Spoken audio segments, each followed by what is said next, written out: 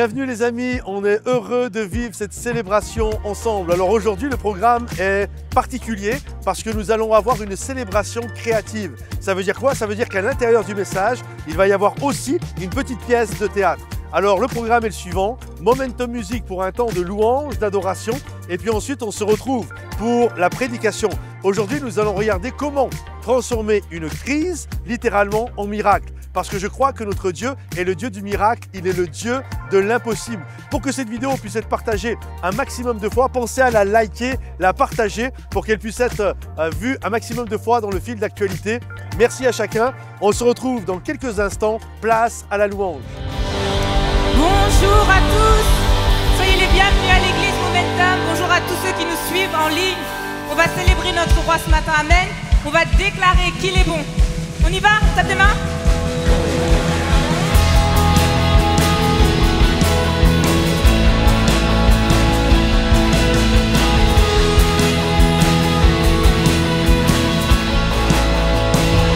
Déclare-le, je veux le proclamer du sommet des montagnes. Ta grâce est sans limite, ta bonté sans égale, ta tendresse m'envahit, ta bonté me poursuit, ton amour m'émerveille. Et je chante car tu es bon, et je danse car tu es bon, et je crie de joie. Tu es bon pour moi.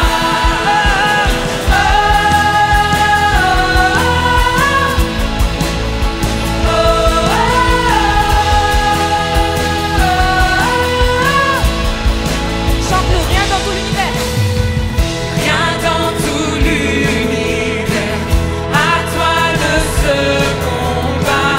Les océans, la terre sont reflets de ta gloire.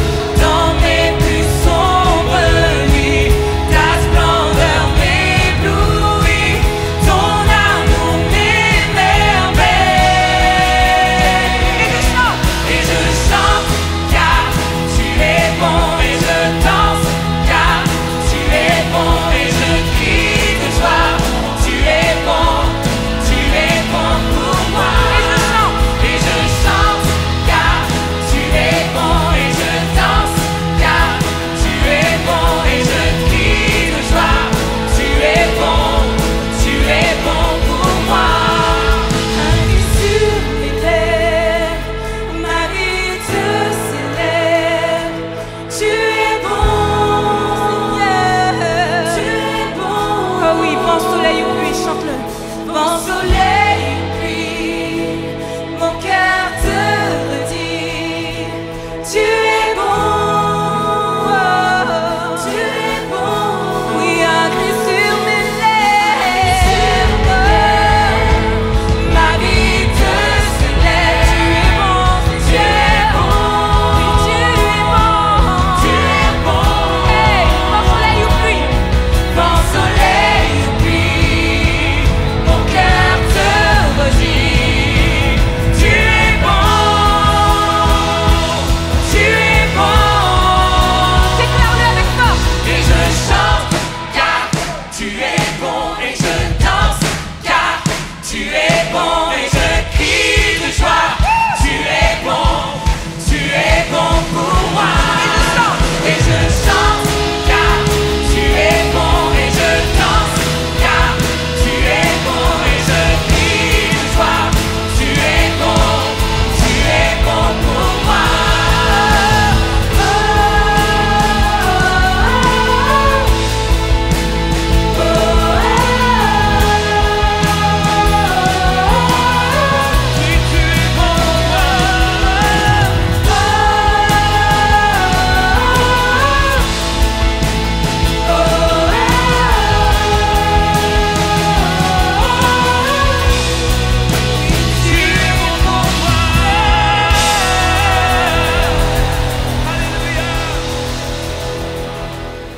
Oh Seigneur, ton nom est puissant, ton nom guérit, ton nom brise les chaînes encore ce matin, Seigneur mon Dieu. Et nous venons déclarer à notre cœur. Rappelle-toi qui est ton Dieu. Rappelle-toi c'est les promesses du Seigneur pour ta vie, parce qu'il est le Dieu de l'impossible. Oh Seigneur, je veux proclamer le nom de Jésus. On le chante ensemble. Je veux proclamer le nom de Jésus sur nos cœurs et sur chaque pensée. Car je sais que la paix est dans ta présence, en toi Jésus. Oh dis-le, je veux proclamer. Je veux proclamer le nom de Jésus jusqu'à ce que les chaînes soient brisées. Je crois que l'espoir et la liberté sont en Jésus. Oh, ton nom est puissant et ton nom guérit. Ton nom est vie. Tu brises les chaînes, tu perces la nuit et consumes tout.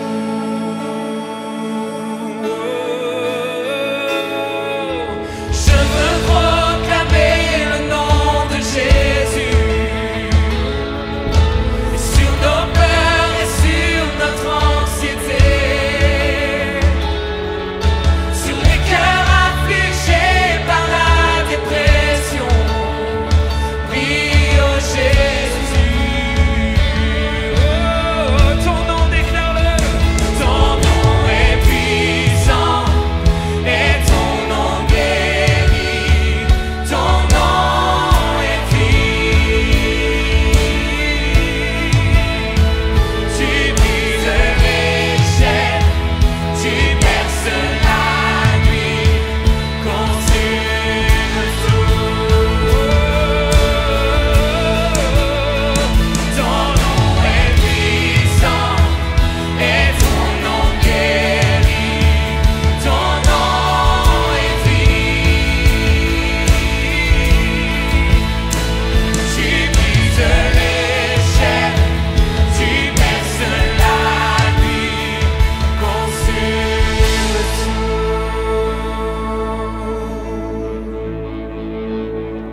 Déclarons-le sur les murs, Jésus dans nos rues, Jésus dans les ténèbres et sur tous nos ennemis. Jésus sur nos femmes, proclame son saint nom. Jésus.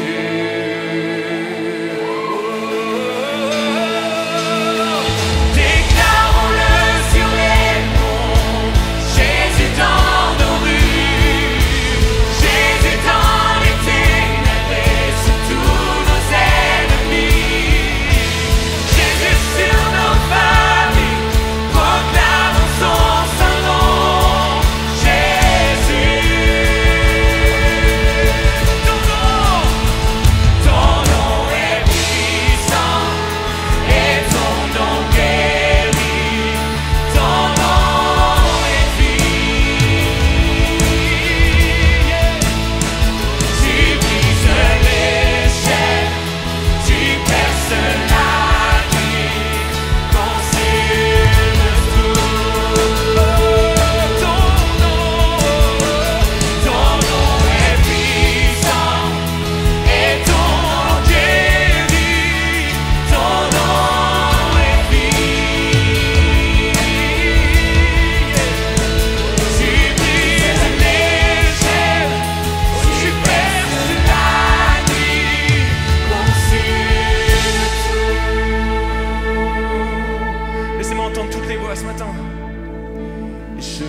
proclamer le nom de Jésus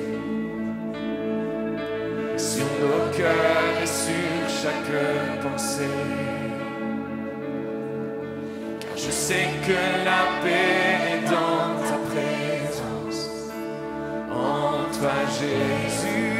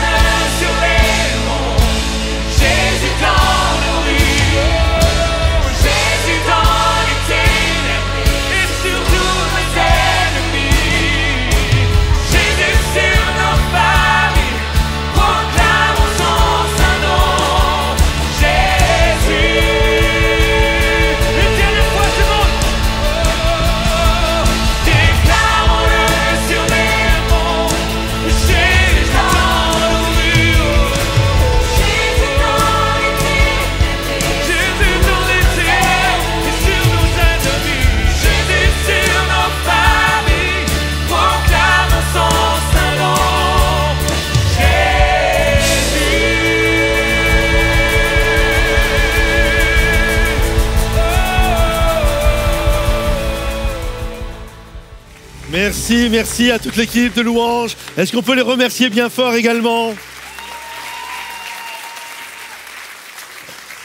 Soyez tous les bienvenus à l'église Momentum. Avant de reprendre vos places, juste prenez un instant pour saluer les 2-3 personnes qui sont autour de vous, surtout s'il y a des visages nouveaux.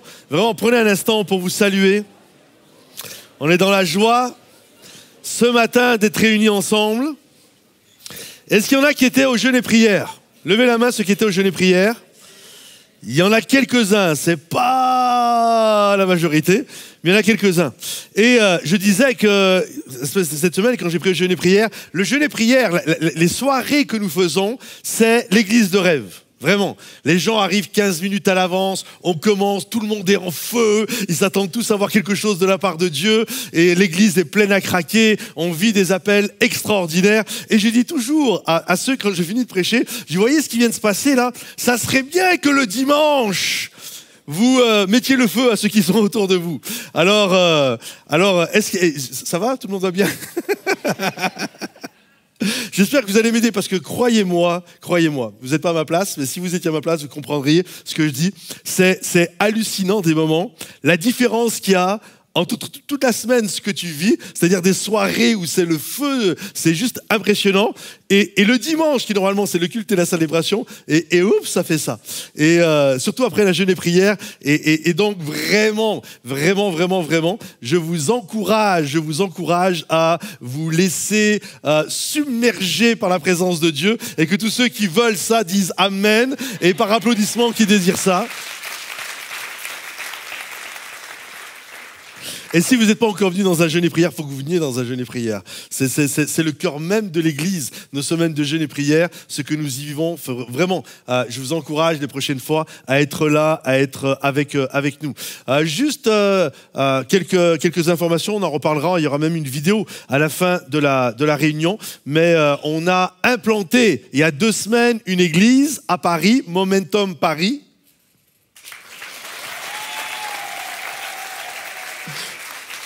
Ça compte pas, il a fallu que je vous le demande. On a implanté une église avec des centaines de personnes et vous êtes là, vous me regardez comme ça. Et donc, une belle œuvre qui a commencé donc, il y a 2 semaines. Ce week-end, malheureusement, c'était la seule date dans l'année, jusqu'à d'ici la fin de l'année, mais la date du théâtre que nous louons était déjà réservée, donc on n'a pas pu faire la célébration ce week-end. Et on reprend la semaine prochaine. Et vraiment, je vous encourage, je sais qu'il y en a qui prient pour moi et qui me demandent des nouvelles. Et vraiment, je vous encourage à prier également pour moi, pour toute l'équipe de manière générale. Mais pour le mois d'octobre qui arrive, j'ai un mois d'octobre qui est bien chargé. Je vais aller 2 fois sur Paris. On va passer 4 jours au total sur Paris. Je vais à la convention nationale de notre mouvement pendant 5 jours à Montluçon, où je vais prêcher à plus de 500 pasteurs. Donc, priez pour moi. Ensuite, je vais aller aussi à Toulouse un samedi soir. J'ai besoin de vos prières. Je vais aller aussi passer 8 jours au Canada où j'enregistre des émissions pour EMCI. Ensuite, je vais aussi prêcher à la Convention des pasteurs au Canada et je vais prêcher le dimanche matin à l'église Nouvelle Vie à Longueuil. Donc, j'ai passé 17-18 jours hors de la maison et avec toutes mes activités ici. Et bref, priez pour moi. D'accord ? Priez vraiment pour moi. Ne me plaignez pas. Il y a des gens, parfois, ils viennent me voir en disant « ça va, pasteur, etc. » C'est la vie que j'ai voulu, ok ? Je vis mon rêve, donc plains pas quelqu'un qui vit son rêve. Je suis très heureux. Priez juste pour qu'il y ait la grâce et l'onction de Dieu sur ce que nous faisons. Moi, quand il y a la grâce et l'onction, ça réjouit mon cœur et ça renouvelle mes forces. C'est ça dont j'ai besoin. Donc, en tout cas, merci pour vos prières et merci pour tout ce qui va prendre place. Alors, actuellement, nous sommes dans une série de messages et c'est la dernière ce week-end sur une série qui s'intitule Déblocage. Et vous avez certainement reconnu la direction artistique qui ressemble aux vieux jeux de Mario Bros, ceux qui avaient des vieilles Nintendo comme j'ai pu avoir. Et c'est vraiment la pensée du déblocage, c'est que au fur et à mesure, vous savez, à la fin, quand on fait un tableau, il y a souvent un monstre qui est là, puis quand on bat le monstre, poum, on passe à un level suivant. Et je crois que Dieu désire nous faire passer à des étapes suivantes. Il désire nous faire passer à un nouveau niveau. Et est-ce que tu désires aujourd'hui passer encore à un nouveau niveau ? Par applaudissement, qui le désire ? Qui le désire ? Alors, on va débloquer, c'est le dernier message de la série Déblocage. On va débloquer aujourd'hui un dernier niveau. Et j'ai intitulé mon message de ce jour « Transformer une crise en miracle ».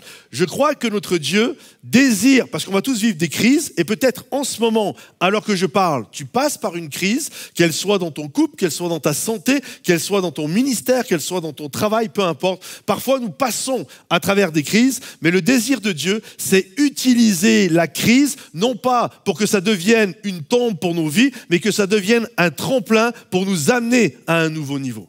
Je crois vraiment que Dieu nous a fait cette grâce à tous, c'est d'avoir une onction dans nos vies. Nous sommes le temple du Saint-Esprit. Ça veut dire que l'onction est dans nos vies. Et ce que Dieu désire à travers l'onction qu'il a mis dans nos vies, c'est que nous puissions la déverser. Que David disait que ma coupe déborde et que l'onction puisse se déverser, que l'onction puisse couler. Sauf qu'il arrive parfois quand l'huile est froide, l'huile ne coule plus. Je ne sais pas si vous avez déjà eu de l'huile froide.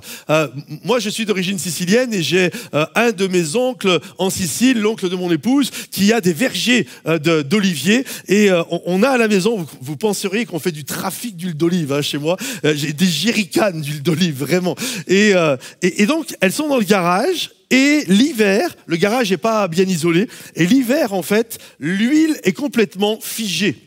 Et lorsqu'on doit la mettre dans la petite bouteille normale, on est obligé de la mettre à température ambiante pour qu'elle puisse de nouveau devenir liquide et qu'on puisse la mettre dans la bouteille. Et je crois que c'est exactement pareil dans nos vies. Quand on est bien avec Dieu, l'huile est fraîche et l'huile coule facilement. Mais il arrive des moments dans notre vie où on prend un coup de froid et l'huile est figée. Ça ne veut pas dire qu'elle n'est pas là. Ça ne veut pas dire que l'huile, l'onction est absente. Ça veut juste dire qu'il y a une circonstance que nous vivons et l'huile est gelée. Elle peut être figée à cause de nos doutes, à cause de nos peurs, à cause de nos inquiétudes, à cause d'un contexte que nous sommes en train de vivre, à cause parfois de croyances limitantes et on se retrouve totalement figé. Mais le désir et le cœur de Dieu, c'est de nous dégivrer. C'est que l'huile coule sur nos vies. Alors on va regarder l'histoire justement d'une huile qui a coulé fort. Et c'est l'histoire d'une dame qui a vécu un drame. C'est une dame, elle sert l'Éternel, elle est avec son mari est un prophète et ils ont tous les deux enfants. Et ce couple va vivre un drame. Ils font partie de l'équipe, entre guillemets, pastorale du prophète Élisée et ils vont vivre un drame. La Bible nous dit que cette femme va perdre son mari. Et là, elle va se retrouver veuve avec 2 enfants, mais pas que. En fait, elle va se retrouver veuve, mais également avec des dettes. Elle est criblée de dettes. Certainement que peu de temps avant de mourir avec son mari, peut-être ils se sont achetés une maison, peut-être ils se sont achetés, j'allais dire une voiture, c'était il y a 3000 ans, mais en tout cas, vous comprenez, ils ont fait des emprunts. Et là, il n'y a pas d'assurance. Le mari est mort et elle se retrouve, les dettes, femme, monoparentale, 2 enfants, crise. On peut dire que c'est une crise, ça. Tu perds ton mari et t'es criblé de dettes. Et là, les créanciers, les banquiers viennent la voir en lui disant, c'est comme ça, aujourd'hui ça serait pas ça, mais à l'époque c'était comme ça. Ok, tu n'as pas d'argent pour payer, alors voici ce qu'on fait, c'est la loi. On va prendre tes 2 enfants et on va en faire des esclaves et on va les faire travailler jusqu'à ce qu'ils remboursent la dette. Regardez l'histoire. Une femme de la communauté des prophètes cria à Élisée, donc elle est vraiment dans cette communauté-là. Ton serviteur, mon mari, est mort. Et tu sais qu'il craignait l'Éternel. Or, le créancier est venu pour prendre mes 2 enfants et faire d'eux ses esclaves. Élisée lui dit, que puis-je faire pour toi? Dis-moi, qu'as-tu chez toi?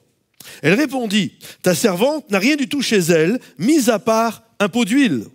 Il dit, va demander des vases dans la rue chez tous tes voisins, des récipients vides, demande-en un grand nombre. Une fois rentré, ferme la porte derrière toi et tes enfants.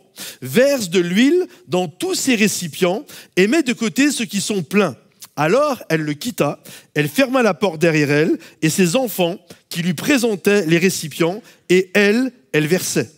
Lorsque les récipients furent pleins, lorsqu'elle dit à son fils « Donne-moi encore un récipient, donne-moi encore un vase » et qu'il lui répondit « Il n'y en a plus », l'huile s'arrêta. Elle alla le rapporter à l'homme de Dieu, Élisée, qui lui dit « Va vendre l'huile et paie ta dette. Tu vivras avec tes fils de ce qui restera.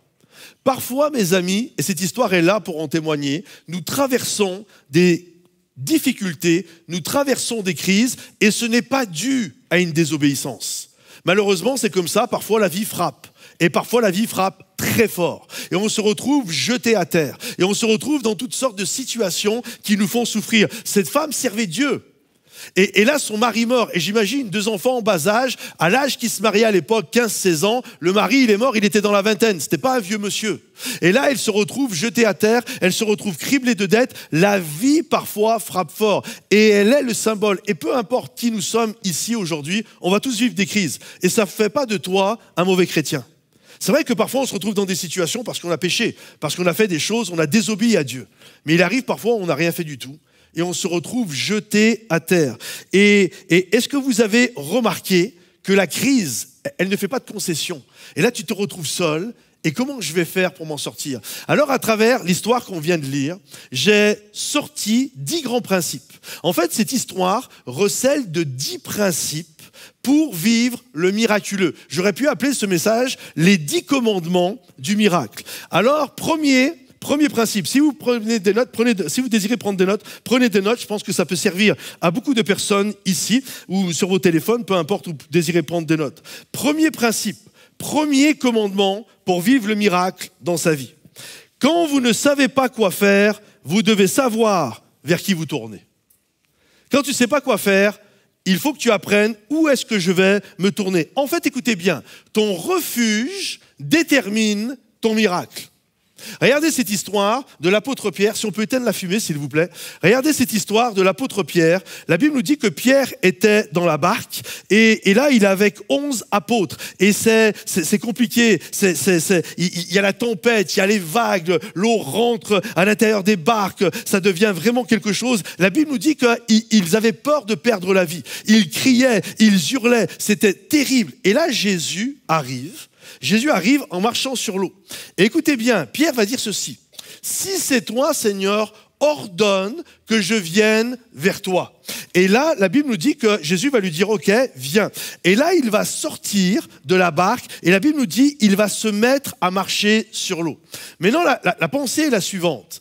Pourquoi Pierre est sorti de la barque et pourquoi les 11 autres sont restés dans la barque? C'est quoi la réponse? Pourquoi il y en a 11 qui sont restés dans la barque? En fait, c'est extrêmement simple. En fait, tu vas toujours te réfugier dans ce qui te sécurise. L'apôtre Pierre, son refuge, c'était Jésus. Donc pour Pierre, il vaut mieux être sur l'eau avec Jésus qu'être dans une barque sans Jésus. Pourquoi les 11 sont restés dans la barque? Parce que pour les 11, on ne peut pas leur en vouloir, certainement que j'aurais fait partie des 11, on ne peut pas leur en vouloir. Pourquoi les 11 sont restés dans la barque? Parce que pour eux, c'est simple. Je suis dans la mer, il y a une tempête, j'ai la chance d'avoir un bateau, je reste dans le bateau. Parce que le bateau est littéralement mon refuge. C'est là où je place ma foi. J'ai peur, donc le bateau devient mon refuge. Et tu te réfugies toujours dans ce qui te semble être ta sécurité. Pour Pierre, c'était Jésus. Pour les 11 autres, c'était le bateau. Et on a tous des bateaux ici. C'est quoi ton bateau? Il y en a ton bateau, quand tu passes par une crise, c'est ton compte en banque. Tu es en train de stresser, tu vas regarder ton compte en banque, tu dis « Ah, ça va, j'ai toujours de l'argent. » Tu vois? Un autre, ça va être un homme politique, ça va être une organisation. Un autre, ça va être le nombre de vues que tu fais sur YouTube. Est-ce que les gens m'aiment toujours? Ah, ça va, ils m'aiment toujours. Tu vas sur Instagram, est-ce qu'ils me likent toujours? Ça va, je suis toujours liké. En fait, tu vas dans ce qui te sécurise. J'aimerais te dire, ton refuge détermine ton miracle. Ce n'est pas, même si c'est bien d'avoir de l'argent sur son compte en banque, même si c'est bien d'avoir un bateau et une barque, même si c'est bien, bref, tout ce que tu peux avoir, mais j'aimerais te dire, ce ne sont pas ces choses qui doivent déterminer ton refuge. Ce qui doit déterminer ton refuge, c'est de placer ta foi en Jésus. Et ça, c'est le premier principe des miracles. Vers qui tu te tournes quand ça va mal? Apprends à toujours te tourner vers Jésus en numéro 1 dans ta vie. C'est l'endroit où nous nous réfugions qui détermine si nous allons recevoir ou non un miracle. Regarder aux hommes, mes bien-aimés, nous conduira toujours à la déception. Tout le temps. Les hommes, écoute bien, te décevront toujours. Il y a des gens ici qui n'ont jamais été déçus par des êtres humains? On a tous été déçus. Mais vous savez quoi? J'ai un scoop. Chacun ici, on a déjà déçu quelqu'un. C'est comme ça. C'est les êtres humains.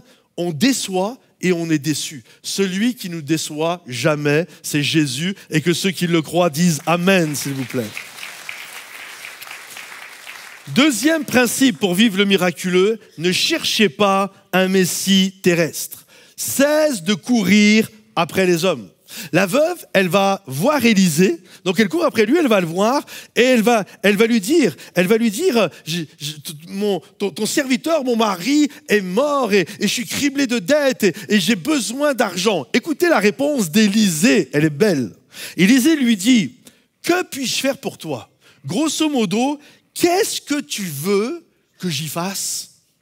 Je suis un prophète, je ne suis pas Bill Gates. Tu vois, je suis un prophète, je suis un pasteur, j'ai un salaire de pasteur. Par la grâce de Dieu, je vis correctement, mais est-ce que tu penses vraiment que dans mon bureau, j'ai une planche à billets? Et que tous ceux qui ont des problèmes d'argent, venez tous me voir. Toi, tu as besoin de combien? 3 000. Allez, 3 000, toi 2 000, 2 000. Non, Élisée n'a pas de planche à billets. Et les gens viennent le voir et là cette veuve vient le voir en disant j'ai besoin d'argent, il faut que je paye ma dette. Et Élisée, mais qu'est-ce que tu veux que j'y fasse? Que puis-je faire pour toi? Je n'ai pas d'argent. Je n'ai pas d'argent, je peux pas répondre à tous les besoins de tous ceux qui ont des problèmes d'argent dans la vie. Ça marche pas comme ça. Vous savez, à l'école biblique, j'ai appris, ou même à Momentum Academy, on donne des cours, vous savez tous les cours qui finissent par logis. On donne des cours de théologie, ça veut dire d'études sur Dieu, d'eschatologie, ça veut dire études de la fin des temps, de pneumologie, ça veut dire études du Saint-Esprit, de christologie, ça veut dire études du Christ, je pourrais continuer comme ça longtemps. Mais on n'a jamais fait de cours de miracologie. Si vous comprenez?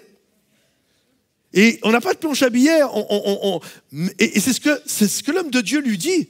Que puis-je faire pour toi? Qu'est-ce que tu veux que j'y fasse? En fait, il fait quelque chose de fort qu'on doit tous comprendre. Il refuse, et il n'y a pas que pour les pasteurs, parce qu'on peut le faire parfois entre nous, avec des amis ou des jeunes chrétiens. Élisée fait quelque chose d'important. Il refuse de laisser cette femme mettre sa foi en lui. Littéralement, il va réorienter la foi de cette femme vers Dieu. Et c'est clair que parfois, dans le monde chrétien, qu'il soit catholique, protestant, évangélique, il y a la notion de célébrité. C'est un peu, lui là, il a l'onction. Des moments, c'est marrant, je vais quelque part, ça arrive aussi ici, mais des moments, je vais prêcher, je suis invité, je vais prêcher quelque part, et là, à la fin, il y a une équipe de prière, et moi, je me mets dans une allée pour prier pour les gens, et quand les gens voient que je descends, et qu'admettons, je suis dans cette allée, et qu'il y avait des gens qui étaient dans l'autre allée, et que je commence à prier pour ceux qui sont là, c'est juste marrant, tu vois des gens changer d'allée pour venir là. J'aimerais vous dire, c'est pas au nom de Patrice Martorano que les malades sont guéris, c'est dans le nom de Jésus que les malades sont guéris. C'est toujours dans le nom de Jésus que les captifs sont délivrés et que les pécheurs sont pardonnés. Il y a une loi à Momentum. Quand ça commence à applaudir, tout le monde applaudit, s'il vous plaît. Que vous ne laissiez pas 3 ou 4 applaudir tout seuls, comme des idiots. Donc, je dois comprendre que c'est Jésus. Et c'est ce que fait cet homme. Il réoriente sa foi. Il va réorienter sa foi. Il ne va pas laisser cette femme placer sa foi en un homme. Nous ne sommes que des hommes. Cesse de courir après les hommes. Même s'il y a des ministères qui nous font du bien, gloire à Dieu. Moi, j'écoute certains ministères, ils me font du bien. Mais on ne doit jamais oublier que celui qui détient les clés s'appelle Jésus. Amen. Troisième principe, notez ceci. Découvrez ce qui est dans la maison. Découvre ce qu'il y a chez toi. Découvre ce qu'il y a dans la maison. Je me souviens d'un livre que j'avais lu quand j'étais jeune chrétien qui s'intitulait « Le miracle est dans la maison ». Le miracle est dans la maison. Après avoir réorienté sa foi, c'est-à-dire OK, arrête de regarder à moi, il va réorienter sa foi et il va amener cette femme à considérer, écoutez bien, à considérer ses propres ressources. Regardez ce qu'il va se passer. Élisée lui dit, dis-moi, qu'as-tu chez toi? Qu'est-ce que tu as à la maison? Vous savez, souvent, on regarde tellement, et on est tous pareils, moi le premier, quand les choses vont mal, on a souvent tendance à regarder à tout ce que nous n'avons pas. Vous êtes comme moi? Ah, si j'avais plus d'argent. Ah, si j'avais une voiture neuve. Ah, si j'avais un autre mari. Ah, si j'avais une autre épouse. Ah, si j'avais d'autres enfants. On est toujours en train de regarder à ce que nous ne possédons pas. Et là, l'homme de Dieu, Élisée, ne va pas l'amener à regarder ce qu'elle n'a pas. En fait, cette femme n'a pas besoin qu'on lui dise ce qu'elle n'a pas. Ah ouais, je comprends, hein. T'es dans la galère, t'as pas d'argent. Bah oui, je sais, t'as pas d'argent. Tu vois? Et puis t'as pas de mari. Bah oui, t'as pas de mari, tu vois. Et il aurait pu lui faire la liste de tout ce qui lui manquait à cette femme. Mais est-ce que vous avez remarqué dans l'histoire que nous avons lue, il ne lui rappelle jamais ce qui lui manque. Il va réorienter sa foi pour l'amener à considérer ce qu'elle a déjà. Et je crois que c'est ça une des clés du miracle. Arrête de regarder à ce que tu n'as pas et commence à considérer ce que tu as. Même si c'est petit, même si ça te semble complètement insignifiant, regarde à ce que tu as parce que Dieu ne multiplie pas ce que tu n'as pas, il multiplie le peu que tu as et que ceux qui le croient acclament bien fort. En fait, elle devait réaliser que le miracle était déjà dans la maison. Moi, je me souviens avec mon épouse, nous sommes partis 3 années faire notre école biblique au Canada. Et là, on se retrouve, on a un appartement, on nous donne un appartement, on nous assigne un appartement et on paye un loyer. Et là, l'appartement était vide. On avait juste l'électroménager. Ok, et donc appartement vide et on n'avait pas d'argent pour meubler l'appartement. Et donc pendant, je crois, ça a duré 2 semaines, on a eu un appartement vide. Mais quand je vous dis vide, il était vide, il y avait rien. Il y avait pas de table, il y avait pas de chaise, il y avait pas de canapé, il y avait pas de lit, il y avait rien. Donc on est resté environ 2 semaines comme ça. Et je me souviens, nos voisins, Jacques et Charlotte Ndong, ils frappent un jour à la porte parce qu'eux aussi ils venaient d'un autre pays, du Gabon, si je me souviens bien. Et donc ils connaissaient la galère qu'ils étaient déjà passé par là. Donc, il tape à la porte et puis, je le vois, je revois encore Jacques. Il est avec un tabouret. Il me dit, tiens, si tu veux, je peux te donner ça. Donc, je récupère le tabouret. Merci, c'était gentil. Déjà, c'était un don. Et je me souviens, avec ce tabouret, on a rigolé avec ce tabouret parce que avec mon épouse, on faisait un jeu. On s'asseyait chacun notre tour sur le tabouret. C'était à qui le tour, tu vois. En plus, on avait 2 enfants en bas âge. On avait Estelle qui devait avoir à peine 3 ans. Colline, elle avait 1 mois et 1 semaine. Et on dormait tous par terre, etc. Donc, on avait ce tabouret. On mangeait sur le tabouret. C'était notre table avec ma femme. Et bref, mais on avait cette certitude, on avait cette croyance, cette foi, cette confiance en Dieu, que Dieu allait multiplier le tabouret. On a prié pour que Dieu multiplie le tabouret. Et quelques jours par la suite, l'église où nous étions a reçu un don d'une grande chaîne de magasins. Et là, il y a eu plein de meubles qui sont arrivés. On a eu les canapés, tables basses, tables, chaises, lits, bassinettes, comme ils disent, là, les lits pour bébés au Canada, ils appellent ça des bassinettes. On a tout eu par la grâce de Dieu. Dieu est bon, il est celui qui multiplie les tabourets. Alors c'était marrant parce que quand on a eu le lit avec ma femme, on a eu le lit mais on n'avait pas encore le sommier et le matelas. Alors j'avais monté le lit et c'était marrant. À l'intérieur du cadre du lit, enfin par terre, on avait mis les couvertures qui servaient, on avait mis une petite couche de couverture, pareil pour les enfants, pour faire matelas. Et le soir, avec ma femme, par la foi, on croyait qu'on avait le matelas et le sommier. Et par la foi, on rentrait à l'intérieur du lit et on dormait par terre, mais dans le cadre du lit. Mais le sommier et le matelas sont arrivés. Dieu multiplie ce que tu as. Il ne multiplie pas ce que tu n'as pas. Qu'est-ce que tu as chez toi, mon ami? Peut-être il y a quelque chose d'insignifiant dans ton tiroir. Et toi, tu crois que c'est insignifiant, mais c'est là caché précisément que Dieu va le prendre et que Dieu va le multiplier. 4e principe, notez ça. Ne vous laissez pas aveugler par le pessimisme, mais basculez dans le positif.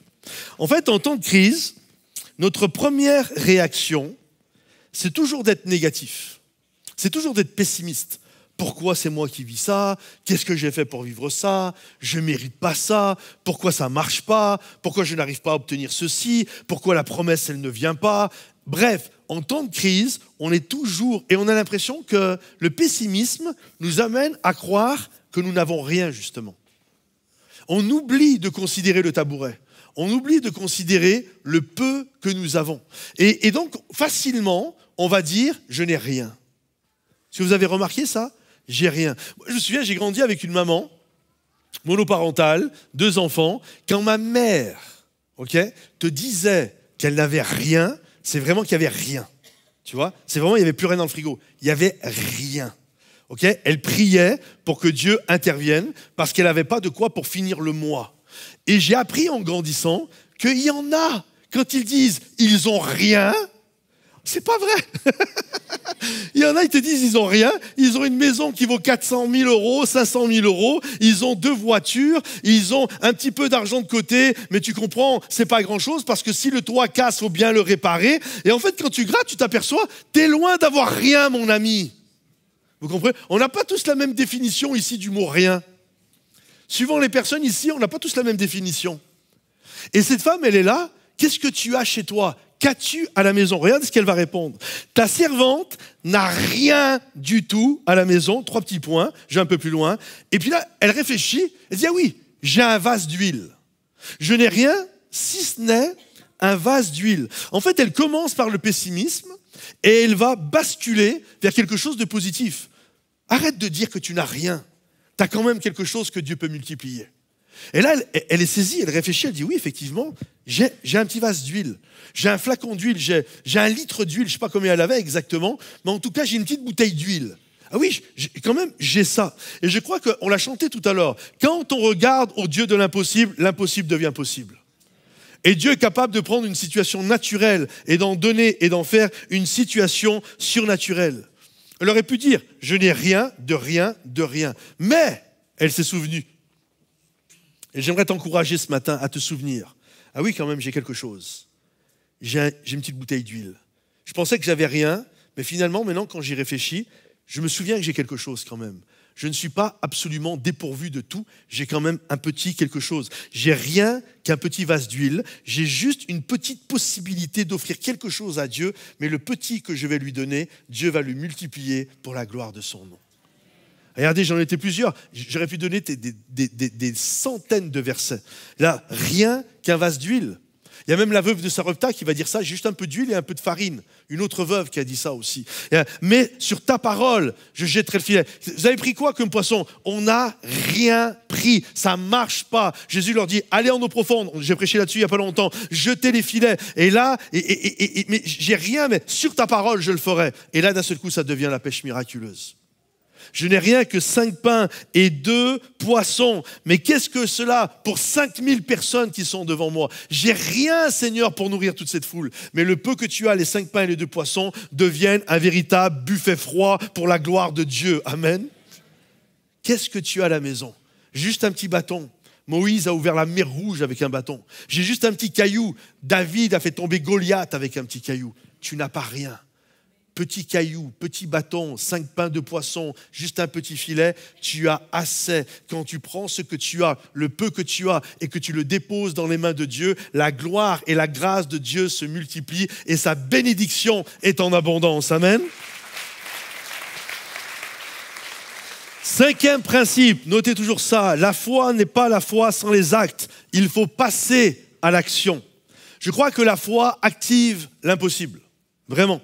Vous savez, des moments, quand on est malade, on va chez le médecin et le médecin va faire un diagnostic. Et il va nous dire, tu as ceci, tu as cela. Et c'est bien d'avoir le diagnostic parce qu'au moins tu sais ce que tu as, tu peux poser un nom sur ta maladie, mais ensuite, ça ne suffit pas ça pour être guéri. Ensuite, tu vas avoir une ordonnance et il va falloir que tu suives l'ordonnance. Comprenez-vous? Donc, elle fait un diagnostic, cette dame, cette veuve avec Élisée. Qu'est-ce que tu as? Arrête de regarder à moi, regarde plutôt ce que tu as chez toi. Qu'est-ce que tu possèdes? Ah oui, j'ai un flacon d'huile, etc. Un diagnostic est posé sur la situation. La dette, les 2 enfants, tout est bien diagnostiqué. Maintenant, Élisée va lui donner une ordonnance. Et elle va être appelée si elle veut voir que les choses changent. Si tu veux voir que les choses changent, il va falloir mettre en pratique la parole de Dieu. Il va falloir mettre en pratique ce que Dieu te demande, parce que c'est là que les choses changent. Il dit ceci, il dit, va demander des vases dans la rue, chez tous tes voisins, des récipients vides, demande-en un grand nombre. J'imagine cette dame, ça a dû être quelque chose quand même. Hein. Elle est là, ok, donc le prophète lui dit, va demander des récipients. Ok, très bien, j'ai demandé des récipients. Donc elle va chez les gens, elle est là, elle toque, et j'imagine, moi j'ai déjà été en Israël, les vieux villages, les rues sont complètement étroites, ils sont tous les uns à côté des autres, et j'imagine, elle est là en train de taper, hey, Martine, t'as un vase pour moi? Ouais, j'ai un vase, tiens, non, j'en ai 2, vas-y, prends les 2. Et là, elle prend les 2 vases, elle rentre chez elle, boum, elle pose les 2 vases, elle va voir sa copine Valérie. Et toi, tu as des vases? Ouais, j'ai des vases. Elle prend des vases. Et là, elle va toquer chez toutes ses voisines. Elle va toquer chez tous les gens qu'elle connaît. J'imagine la tête des gens. Qu'est-ce qu'elle nous fait? Elle n'est pas bien, elle est toquée, la dame. Depuis qu'elle a perdu son mari, ça ne va pas trop bien dans sa tête. Hein. Ça se voit qu'elle a des problèmes. Hein. Vous savez, des moments, quand on obéit à Dieu, les gens pensent qu'on a des problèmes. Hein.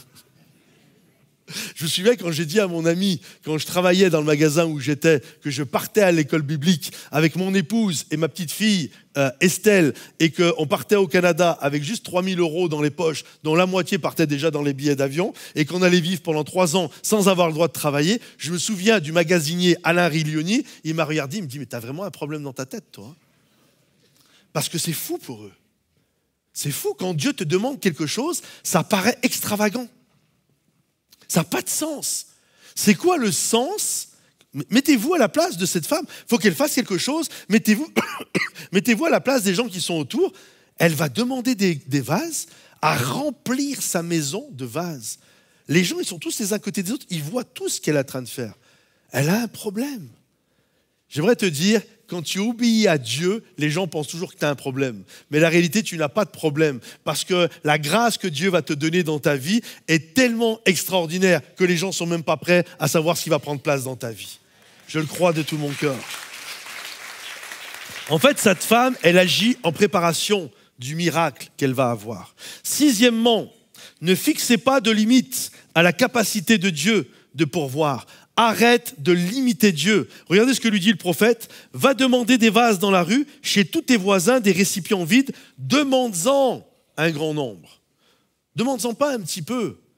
Notre Dieu n'est pas un Dieu limité. Il est le Dieu de l'impossible. On le chante, il est le Dieu de l'impossible. Il est celui qui ouvre la mer Rouge en deux. Il est celui qui fait tomber la manne du ciel.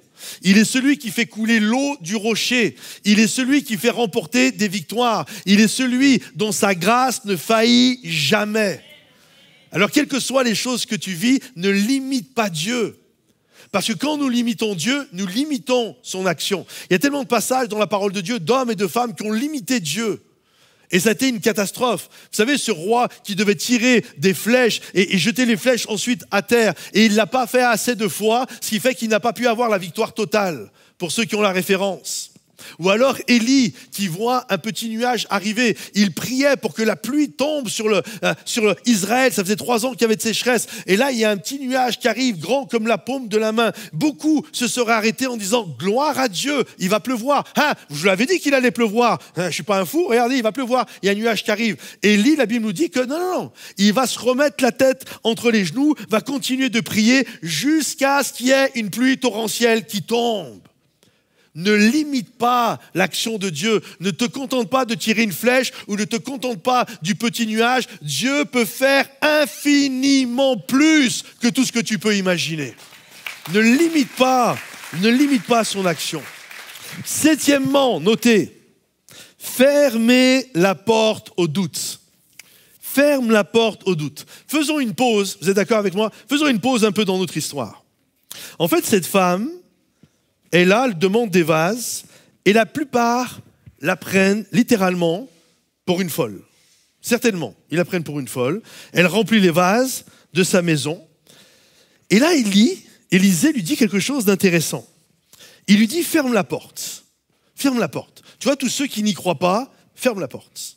Et donc, elle est là, chez elle, et j'imagine la scène, non mais mettez-vous à sa place. J'ai une petite fiole d'huile, et j'ai des centaines et des centaines de litres de vases. Et Dieu m'a dit que j'allais faire couler ça et je vais remplir tous les vases. Je pense qu'il y a eu une bataille dans sa tête. Littéralement, ça va marcher? Ça, tu crois? Elle devait avoir un sursaut de foi. Oui, l'homme de Dieu l'a dit. Si Dieu l'a dit, Dieu le fera. Dieu est capable. Elle faisait tous ces chants et tout. Puis d'un autre côté, ouais, mais quand même, tu vois? Est-ce qu'on peut se mettre dans sa tête un instant? Vous êtes d'accord avec ça? On se met dans sa tête un instant, on rentre dans sa tête un instant. Vous êtes prêts avec ça? Ok, allons-y.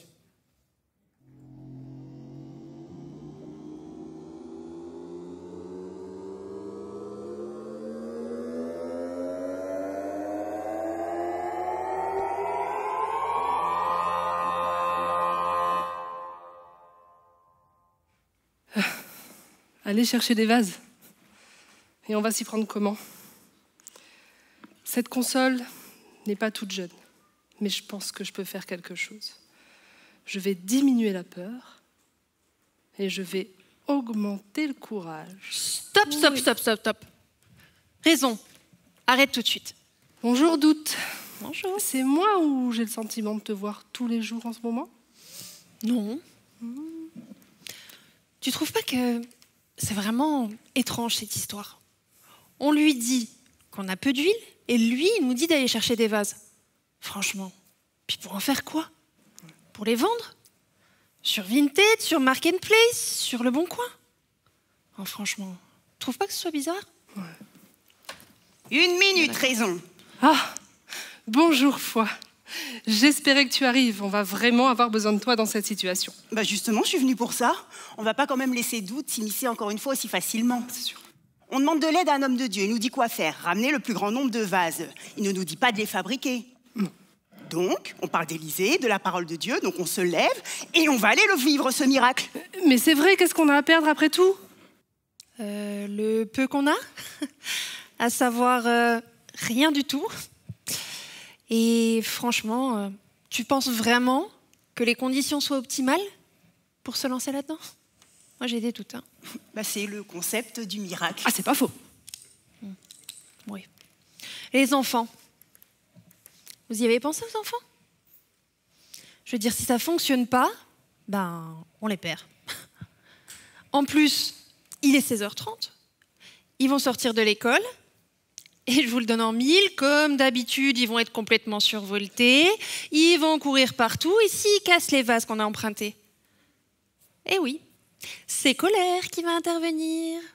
Puis suivi de culpabilité qui intervient toujours quand on ne sait pas gérer les enfants.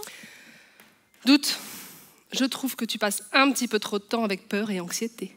Ouf. Ok, les enfants sont toujours dans nos pattes, mais c'est souvent pour s'impliquer. Maman, je peux t'aider? Maman, tu fais quoi? Maman. Voilà. Mais justement, profitons-en. C'est l'occasion, non? On va leur demander de nous aider. Mais oui, on va leur proposer un jeu. Celui qui ramène le plus grand nombre de vases, il a gagné. À vos marques, prêts, feu, partez. Ils vont être à donf. Vous savez quoi? N'ayons pas peur. Avec Dieu, tout est possible. On y croit, on a confiance. Parce que quand Dieu est dans l'action, le miracle, il prend vie. Yes! Oh, ça c'est bon, ça c'est bon. Oh. Pardon, excusez-moi, j'ai passé la soirée avec folie hier. Ouais. Et si on n'en trouve pas des vases? Pas de vase, pas d'huile. Pas d'huile, pas de miracle. Pas de miracle. Pas de miracle. Ouais, c'est pas faux. Voilà. Moi je dis ça, mais bon, Les voisines, peut-être. on s'en fiche. Hein. Mais je pense qu'il suffira juste de choisir les portes. Oui. Et s'ils les ouvrent pas? Ben, ça y est, il y a la petite mamie du deuxième. Elle est adorable comme tout. Vous vous rappelez quand le mari est mort? Elle nous ramenait des cupcakes tous les week-ends. Et c'était bon! Les gamins, après, ils étaient surexcités. Et nous, rappelez-vous, on a eu du mal à la faire déguerpir gourmandises. C'est vrai. Allez, c'est décidé. Oh, on va chercher ces vases. Mais si fierté s'en mêle. Fierté, eh oui. Parce que je vous rappelle qu'on est quand même femmes de prophètes. Et les femmes de prophètes, est-ce que ça demande quelque chose? On va passer pour des incapables. Et là, c'est notre chère, notre bonne vieille honte qui va arriver. Alors celle-ci, quand elle est là pour s'en débarrasser, bonjour. Mais justement, on est femmes de prophètes, c'est pas faux. Précisément parce qu'on est femmes de prophètes. C'est quand même pas à nous qu'on va apprendre que quand Dieu donne une parole, il agit. Alors on va se lever, on va bouger, on va se mettre en mouvement, on va voir des trucs de ouf, voir quoi, ça on sait pas, mais ce qu'on est sûr c'est qu'avec Dieu tout est possible. Alors, on y va, ayons confiance. Qu'est-ce qu'il a dit Élisée au sujet des vases? En prendre en grand nombre. Pardon, je n'entends pas. D'en prendre en grand nombre. Voilà, en grand nombre. Ça veut dire ce que ça veut dire. Avec le peu dans nos mains, Dieu va faire infiniment plus grand dans ses mains. Ah, je sais ce qu'il me reste à faire. Doute, dans cette situation, ce dont on a besoin, la solution, c'est un miracle. Et pour un miracle, on a besoin de foi. Tes interventions nous éloignent et nous empêchent de vivre le miraculeux. Ce que j'ai compris, c'est que le miracle ne peut pas faire place au doute. C'est pas possible. Alors, tu vois la porte là? Eh bien, tu vas la prendre. Il y a Gourmandise qui vient de passer avec un énorme cupcake, rien que pour elle. Oui, je te promets, juste pour elle en plus. Alors, un cupcake, mais il y a plein de sucre, t'as laissé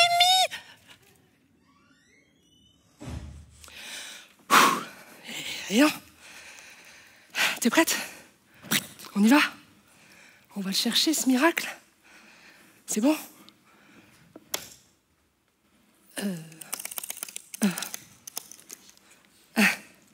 C'était pas allumé. On y va.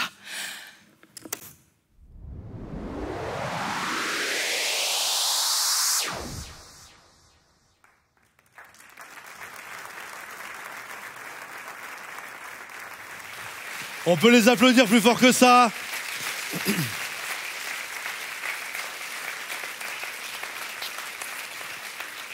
Regardez ce qu'il est dit.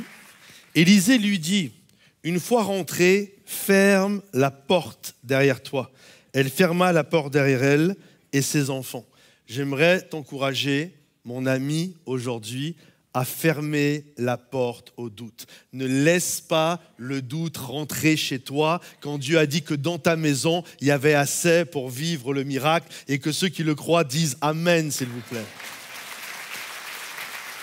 Je me souviens, c'était ma première année où j'étais pasteur, j'étais revenu en France, c'était 2002, ouais, c'est ça, 2002. Et là, je suis assis, je suis au premier rang, et stagiaire, pasteur, et là, il y a mon pasteur, Éric Sellerier, pour ceux qui connaissent, qui a fait le Top Chrétien, Un miracle chaque jour, etc. Et je me souviens, on avait une petite église, et puis au-dessus, on avait besoin il y avait des appartements au-dessus, on en avait besoin pour faire des bureaux, pour faire l'école du dimanche, etc. Et il avait été demandé au propriétaire si on pouvait louer ça, et le propriétaire avait dit non. Et je me souviens, le mardi soir, il arrive à la réunion de prière, il dit, écoutez les amis, il nous dit ce qui vient d'arriver. Et il dit, vous savez quoi? Maintenant, on va prier, et on va prier pour que le propriétaire nous loue les appartements gratuitement. Nous, on a fait comme vous, on a rigolé. Sauf que ça l'a vexé. Il s'est dit, non, je suis sérieux. Il dit, et ceux qui n'ont pas la foi, ne priez pas, s'il vous plaît. Ne venez pas contrecarrer la foi de ceux qui ont la foi, justement. Est-ce que vous comprenez?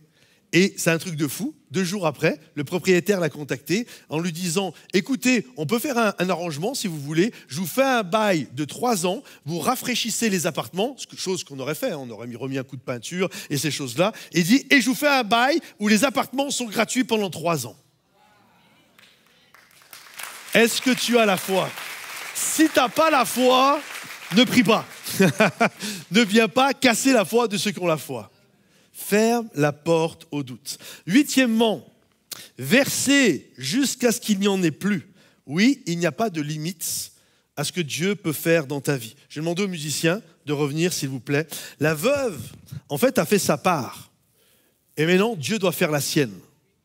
C'est-à-dire qu'elle doit encore quand même faire quelque chose, cette dame, elle doit verser. Tu vois? En fait, la foi, elle est active. La foi, elle n'est pas juste dans la contemplation. Je regarde, oui, je fais que prier, puis j'attends que Dieu le fasse. Non, je prie, mais ensuite, ma foi est active. Je fais quelque chose. Ma foi, je verse. Et je crois que Dieu va agir. Et alors que je fais ma part, Dieu, littéralement, fait la sienne. Ça devait être quelque chose d'extraordinaire. La Bible nous dit, elle ferme la porte derrière elle, et elle commence à verser l'huile. Et là, j'imagine que, imagine, tu as un vase de 80 litres et toi, tu as une bouteille d'1 litre.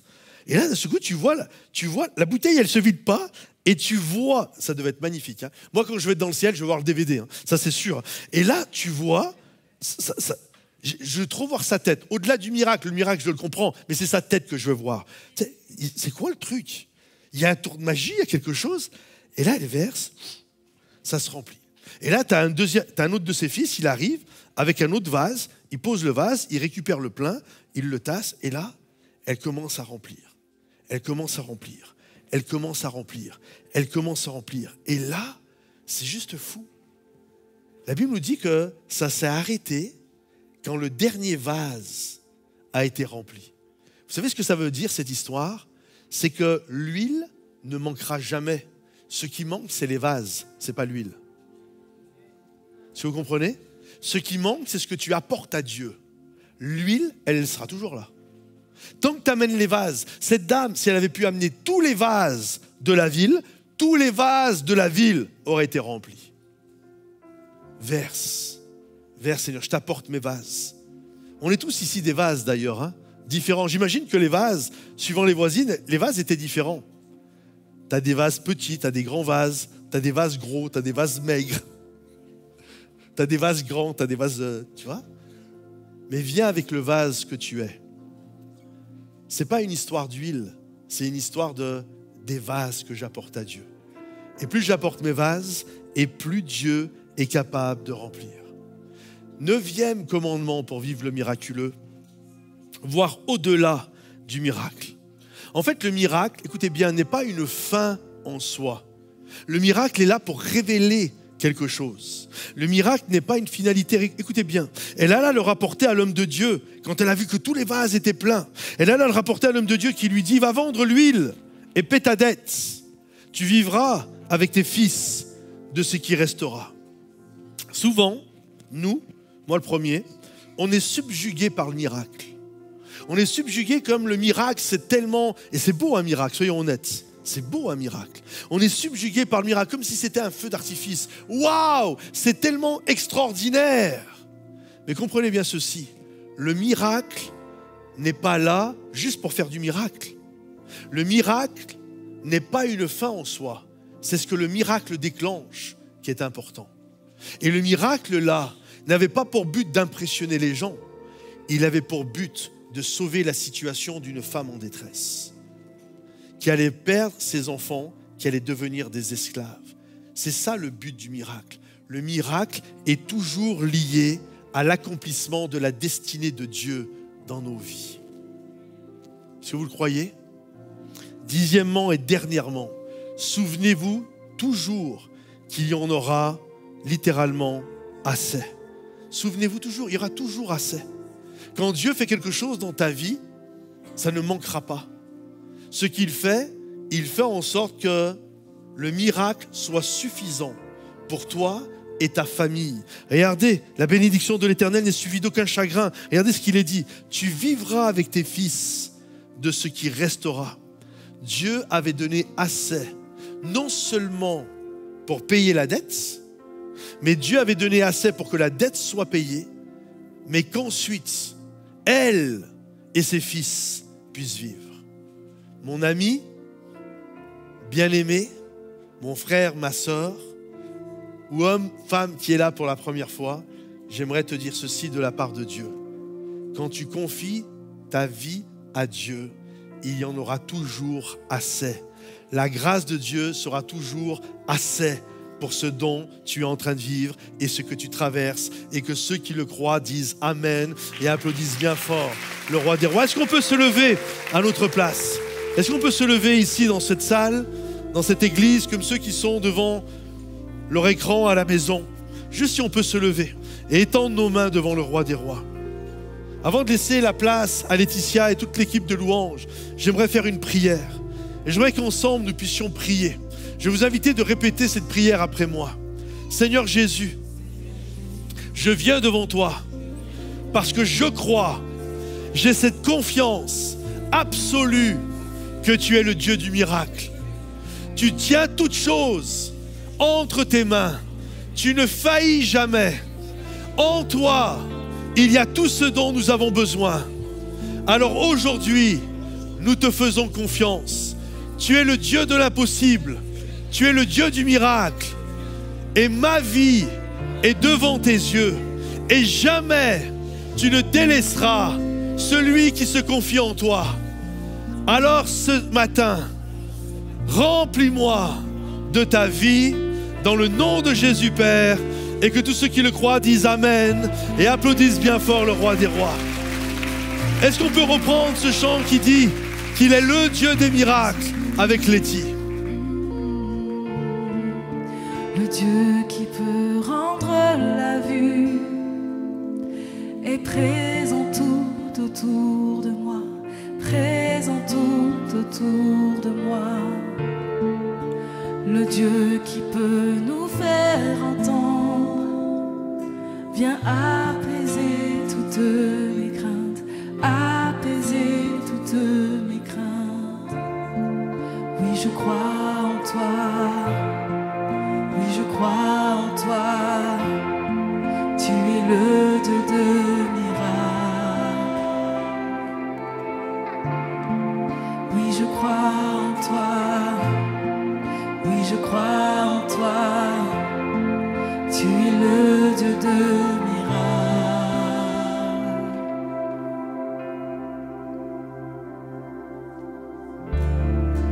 Celui qui défie l'impossible m'attire à lui, me renouvelle, m'attire à lui, me renouvelle.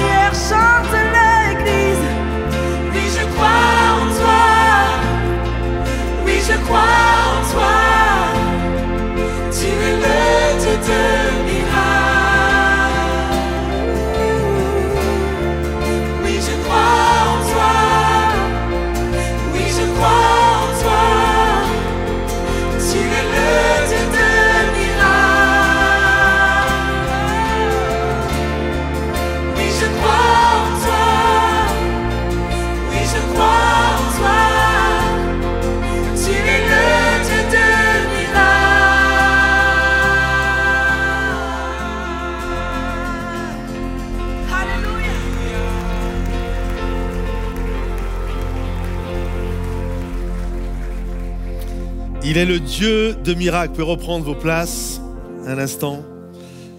J'aimerais juste vous partager sur ce que nous avons vécu ces 2 dernières semaines. Tout à l'heure, je vous parlais de Momentum Paris et le mois de septembre a juste été magnifique parce que nous avons fait les 2 ans de Momentum Bruxelles. Nous avons implanté Momentum Bruxelles le 11 septembre 2022. Donc là, nous avons célébré les 2 ans. Nous sommes montés avec une équipe et c'était juste magnifique quand on l'a fait. Donc c'était il y a 3 semaines. Nous étions 600 en présentiel. En fait, je pense, vraiment, mais moi-même, hein, même quand on en parle, je pense qu'on ne réalise pas. En fait, ça n'existe pas. Ça veut dire qu'une église qui implante des églises où dès le commencement, ils sont déjà 200, 300, 400, sans prendre des gens de l'église mère pour aller implanter une église, ça n'existe pas. C'est une grâce, une bénédiction que Dieu nous accorde, qui est au-delà de nous. Hein. C'est une bénédiction, une grâce. On va à Bruxelles, on implante une église, dès le premier dimanche, on est 150, 200. 2 ans après, on est plus de 600. C'est fou. Il y a 2 semaines en arrière, on lance Momentum Paris. On est plus de 400 à être présents. Alors bien sûr, il y avait des gens qui étaient là parce que c'était le lancement et qui venaient encourager. Mais le dimanche suivant, on était quand même, je ne sais pas, entre 250 et 300. Et il n'y a pas, vous comprenez, c'est pas, et ça a des centaines de kilomètres de là. Généralement, quand on implante une église, c'est dans la ville d'à côté ou dans l'arrondissement. Là, tu es dans un autre pays, tu es à des centaines de kilomètres de là, et il y a des centaines de personnes qui arrivent. Et c'est une entreprise de foi. De foi, pourquoi? Parce qu'à chaque fois que nous faisons ce pas, on l'a fait pour Bruxelles, on l'a fait pour Paris, et on le fera je ne sais où encore, mais à chaque fois que nous faisons ce pas, il n'y a rien, on ne sait pas s'il y a une personne qui va venir, on n'a pas le budget financier, on n'a rien, on a juste une parole de Dieu, vous savez, comme le diagnostic, et des gens nous prennent pour des fous. Croyez-moi que quand on a fait Bruxelles, il y a des gens qui nous ont pris pour des fous. Moins pour Paris parce que Bruxelles les a calmés. Mais les gens te prennent pour des fous. Tu sais, comme quand tu vas chercher tes vases. Mais ils sont craqués. Mais Dieu est là. Dieu est là. Parce que Dieu honore la foi. Il est le rémunérateur de la foi. Et comme nous avions fait pour Bruxelles une offrande pour aider au lancement, on aimerait faire une offrande pour aider au lancement également de Momentum Paris. On n'a pas fait vraiment d'offrande jusqu'à maintenant, on aimerait en faire une.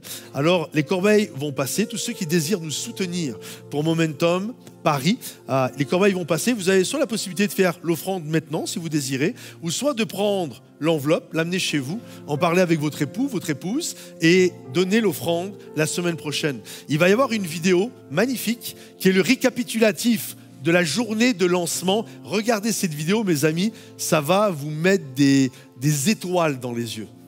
Ça va vous mettre des étoiles dans les yeux.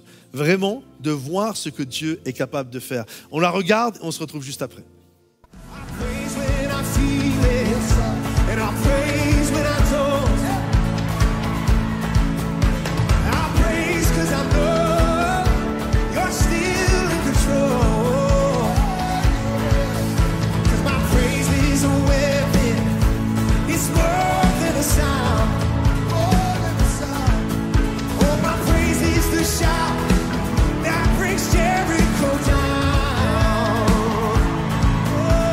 As long as I'm breathing, I've got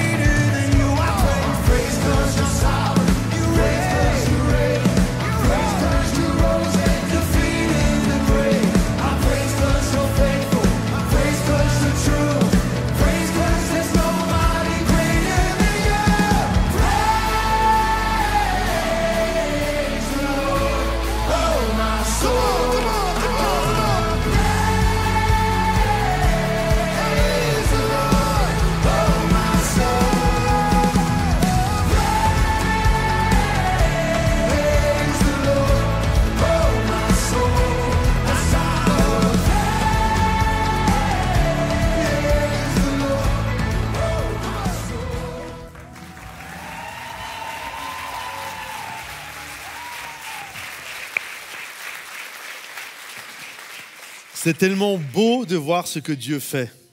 En plus, ce qui est génial dans la vidéo, certainement que la plupart qui les connaissaient, vous avez reconnu, mais en tout cas, il y avait des leaders de Momentum Bordeaux, c'est-à-dire nous, et il y avait aussi des leaders de Momentum et également plein de bénévoles de Momentum Bruxelles.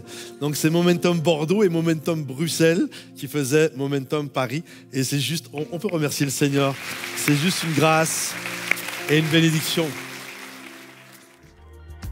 J'espère que vous avez été bénis, encouragés à travers cette célébration créative où on a transformé notre crise en miracle. Alors, pour tous ceux qui nous soutiennent, merci. Vous avez la possibilité de donner grâce à vos dons, votre générosité. Nous pouvons faire tout ce que nous faisons, Momentum Paris, Momentum Bruxelles, l'église ici, le travail sur Internet. Bref, il y a tellement de choses qui prennent place. Alors, merci pour votre générosité. Vous donnez à monofrande.fr ou alors vous scannez le QR code qui apparaît. Donc, merci pour cette générosité. Pensez à liker la vidéo. Formulaire de prière également si vous désirez que l'on prie pour vous. Et puis, un conseiller va prier pour vous. Merci à chacun. Dieu vous bénisse et à bientôt les amis. Bye bye.